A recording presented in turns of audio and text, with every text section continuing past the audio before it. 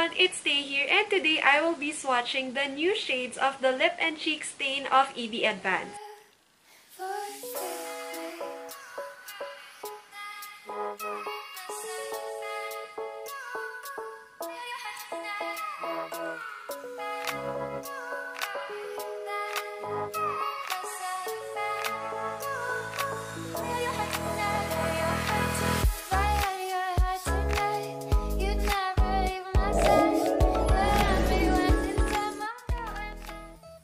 Valentine's kasi nag-release si EB Advance ng dalawang bagong shades ng lip and cheek stain niya, which is itong Tipsy and itong Fresh Fig. If you notice, napaka-red niya, and actually super na-excite ako nung nakita ko siya kasi yung EB Advance lip and cheek stain yung gamit ko nung college, high school college pa lang ako. Bale, yun yung mga pinakaunang lip and cheek stain na ginamit ko.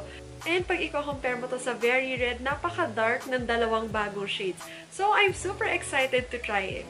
By the way, I got this for 165 pesos sa Lazada. I don't know kung meron na siya sa department stores or sa Watsons. Kasi, nung kakalabas pa lang neto, kumuha agad ako. Syempre, kailangan mauna. Kasi, na-excite na ako eh. Ang ganda kaya. Unang gagawin ko, isuswatch ko muna yung lip tint sa forearm ko. Tapos, mamaya isuswatch ko na siya on my lips and on my cheeks. Dedemo ko rin kung paano.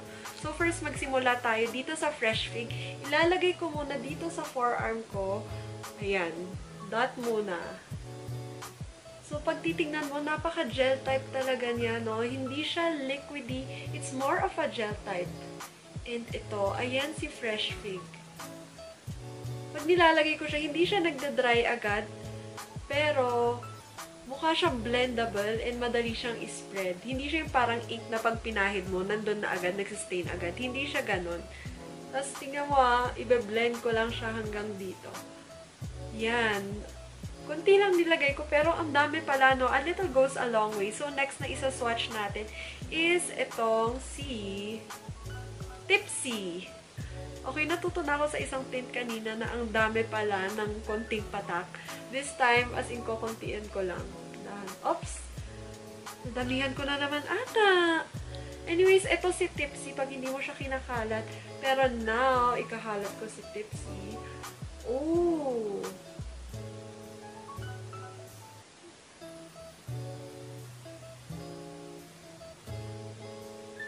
Ayan si Tipsy. And pansin ko, thicker tong consistency ni Tipsy compared dito sa Fig.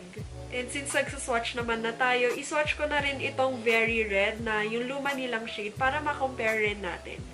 So, ito si Very Red, yung favorite ko noong bata-bata pa ako. Oh my gosh, nadamihan ko na naman agad. Pero sige. Ayan si Very Red.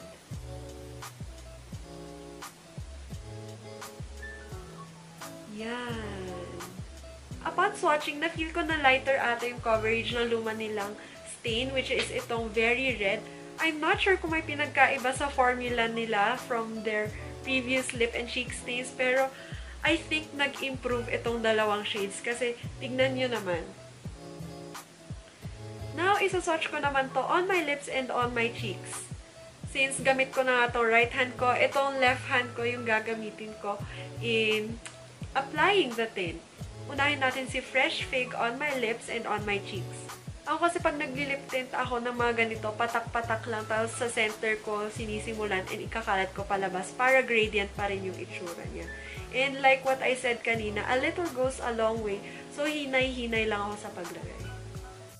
Upon applying one layer of the Fresh Fig, napansin ko, pinkish siya. Tapos, it's kind of natural in a way na parang hindi ka nag-lip tint, pero mukhang natural yung lips mo. Alam mo yung natural pink.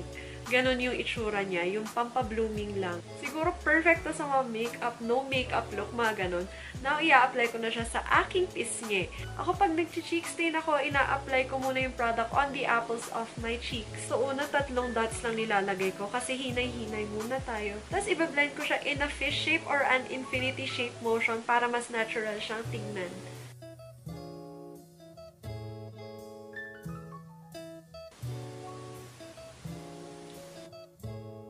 Okay, para mas makapal itong right side ko, so dadagdagan ko konti sa left side kasi hindi pa ako kontento. Diba? Pag hindi ka kontento, dagdagan mo lang hanggat sa makontento ka. Nasobrahan ko naman na ata, pero okay, sige. Oh my gosh, nasobrahan ko. So, ikakalat ko yung iba na lang dito.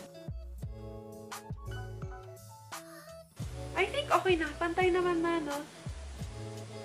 Okay, na-apply ko ng lip and cheek stain. And yung una napansin ko sa color niya is napaka-fresh looking niya. Napaka-natural niyan tignan. It gives me a pinkish glow. Alam mo yung tipong mukha akong kinikilig kahit walang nagpapakilig sa akin. Ganun naman, pag gusto mo mukhang kinikilig kahit walang nagpapakilig sa'yo, mag-lip and cheek stain ka na lang. Alam mo yung ina-expect ko sa tipsy na shade, yung magmumukha talaga akong lasing. Yung drunk blush. Diba usong-uso yun, lalo na kay Nadine Lustre. Gusto ko yung parang drunk blush ni Nadine Lustre yung ma-achieve ko gamit yung tipsy. Tapos alam mo, pag nakakita ako ng ganitong shade na red, confident ako na maganda talaga to sa Morena. Kasi nanggaling rin ako sa maitim na stage. Nagpaputi lang ako, maitim talaga ako dati. Tapos yung mga bumabagay talaga na shade sa akin is yung mga ganitong shade ng red na. Okay, so eto na si Tipsy. I-gradient ko pa rin ha, para pretty. Parang yung ginawa natin kanina, hinay-hinay lang sa paglagay ng product. So, ako naglagay ng konting product, bale isang maliit na linya below my lips and 2 dots kung saan malapit yung Cupid's bow ko, pero sa inner corners lang ng lips ko. Oh my God! Super bet ko to pang gradient.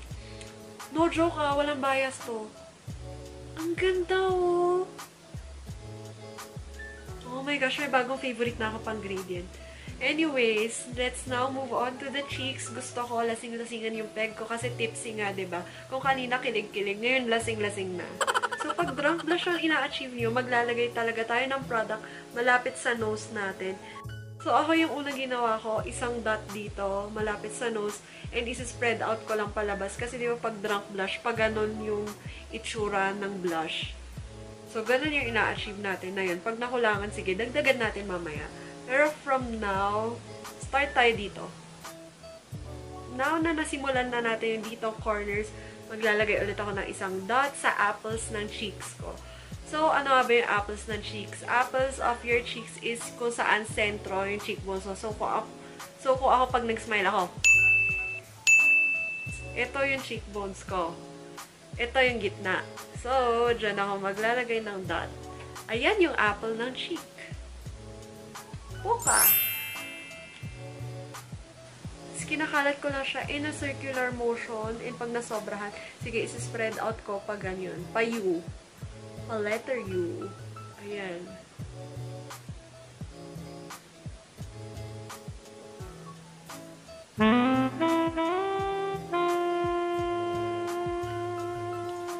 Kung napapansin nyo, may parang harsh red spots ako kung saan ako nagsimulang maglagay ng cheek stain. And yung masasabi ko, ang bilis yung matuyo kasi tingnan nag-mark siguro kung mag-cheek stain kayo, ikalat nyo muna dito sa back of your hand. O kaya sa finger nyo bago nyo i-apply. Ako kasi nilagay ko diretso, so yung nangyari, makikita mo talaga yung harsh dots. Ito. Ayan. So, masasabi ko na, ang bilis matuyo netong si Tipsy. Siguro nga dahil pigmented siya, ganun yung tendency niya. Mabilis siya matuyo sa skin. Pero aayusin ko na lang. Gagamit na lang muna ako ng concealer and mag-a-apply ulit ako konti. Dito lang sa bandang may harsh areas. Para hindi naman tayo mukhang tanga. Hindi pa rin ako mukhang lasing. Parang kulang pa. Lagyan ko ulit sa middle of my nose ko. Re-retoke natin. Yan, nilagay ko muna dyan. Ganyan, ikalat nyo muna para hindi siya magstay as dots sa iyong pisngi. Tapos, tsaka nyo lagyan. Ayan. Bilisan natin kasi baka magka-harsh line ulit. And dahil na pag nagda-drunk blush ako, ayoko mukhang sunog yung ilong ko.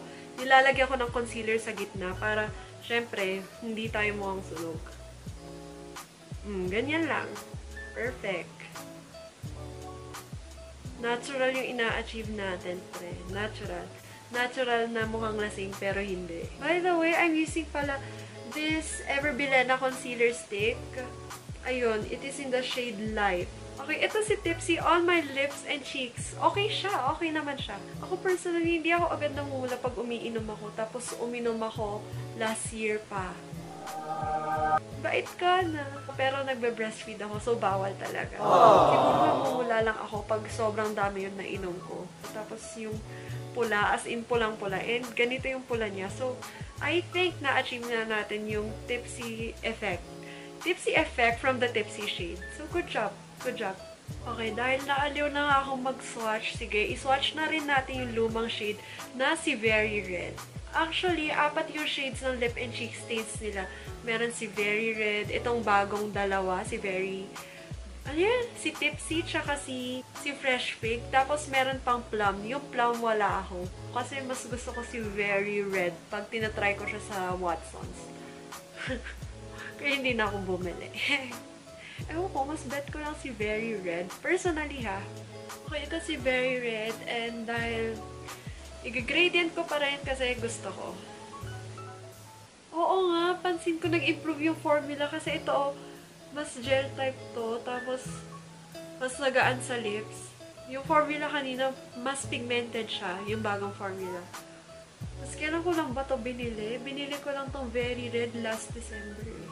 Ayun no, hindi siya nag-sustain agad, pero gusto ko siya kasi gel type lang, napaka-blendable niya all over sa lips. So, one more thing, mas mabilis mo to yung bagong lip and cheek stains. Ito, mas gel type talaga siya and kailangan mo i-blend na maayos para mag-stick siya. Tapos sa cheeks, ilalagay ko din siya.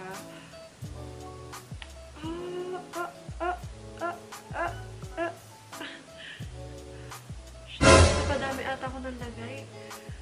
Lagi ko nakakalimutan. Sabi ako ng a little goes a long way. Pero ako mismo hindi ko ma-apply. Parang, anong klaseng vlogger ako?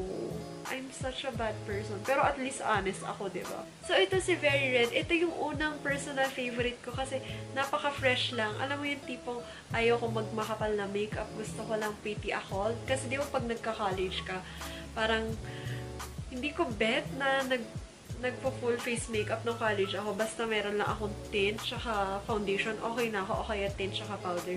Okay, so na-swatch ko naman na lahat ng EB Advanced Lip Tints ko. Yung Plum na lang yung wala. Pero okay lang. Happy naman ako na meron ako yung dalawang bago. And yung lumang favorite ko na Very Red. I guess that's it. Sana nag-enjoy kayo. Sana may natutunan kayo. And sana naging okay to na reference. Just in case na may gusto kayong shade and you want to see how it looks on my cheeks and on my lips. Thank you for watching and see you on my next video. Bye! Yes, red yung fingers ko.